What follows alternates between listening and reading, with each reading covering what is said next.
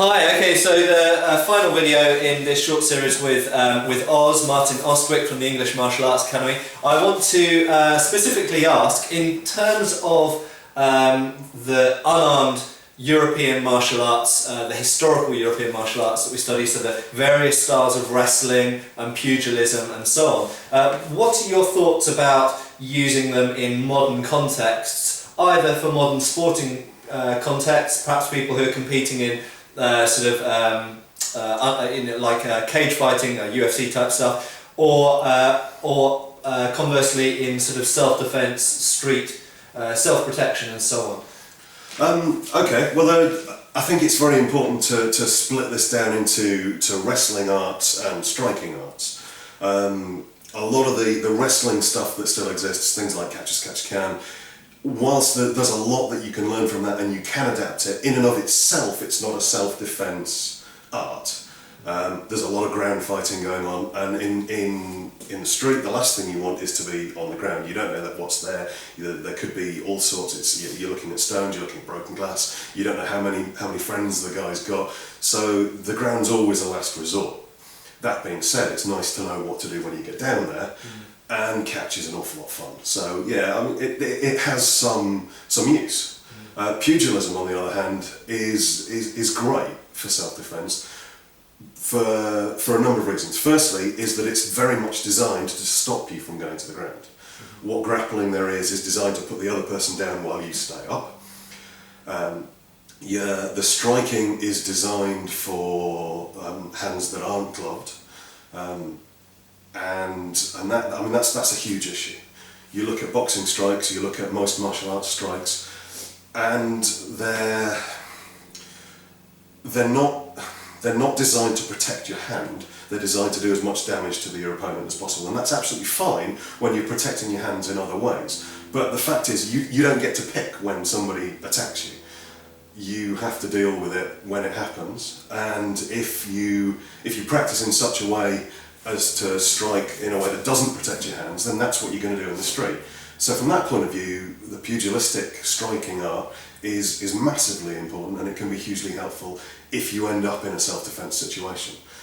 So from that point of view, if I were to pick any one art, and I've done a few over the years, I'd say probably classical pugilism is the best single art for self-defense. But you know, if we're being honest, there are self-defense specialists out there. There's a lot of guys out there teaching very good self-defense across the States, in the UK. And if self-defense is your thing, then learn self-defense. Yeah. But if what you want to do is learn an art that's got some heritage to it, that's relatively pure, that's going to be useful, then yeah, absolutely, unarmed HEMA, it's about as good as you're going to get. Yeah, I mean, I think from my part, and I'm not in any way an expert or even particularly knowledgeable on self-defense or unarmed martial arts, I look at UFC or Brazilian Jiu-Jitsu and certain other combat styles which are seen these days very fashionable and seen as very kind of like full-on and kind of cutting edge on the unarmed arts, but at the same time they're still very much a sport in the way that they're actually competed in and practiced. You know, if you look at UFC, there are no shoes, no boots involved that you can stamp on someone's head with. The ground is bouncy and fairly smooth. It's not a pavement. Doesn't have curbs and lampposts and bottles lying on it. And of course, there are certain things. There are certain holds which you could get out of if you were able to grab someone's testicles or poke them in the eye or pull their ear off or do things like that. So I think most unarmed martial arts, with the possible exception of things like Krav Maga, which are more catered towards just kind of street stuff and don't really have a particularly competitive side to them, I think all of them have to make compromises in order to compete in that art. Absolutely. So otherwise you'd have two people just killing each other in a ring. But I mean, that's the important thing, is to know where those compromises are. Yeah. And as long as you can say that this bit is martial art as opposed to self-defense, and you can identify that, then that's fine. But I think it's very important to be aware that you always revert to what you practice. And if you train to fight in a certain way, when you're under stress, when you're full of adrenaline, when someone attacks you, that's how you're going to fight.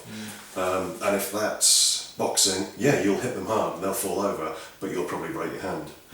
If it's pugilism, you won't hit them anywhere near as hard, but you won't break your hand either. Yeah. If it's Krav Maga, yeah, you'll probably elbow them in the face. Or you know, well, if it's catch, you'll take them to the ground. Yeah. And that's fine if it's a one-on-one fight. But if you take them to the ground and he's got two mates that are both wearing boots, then you could be in serious trouble. Yeah.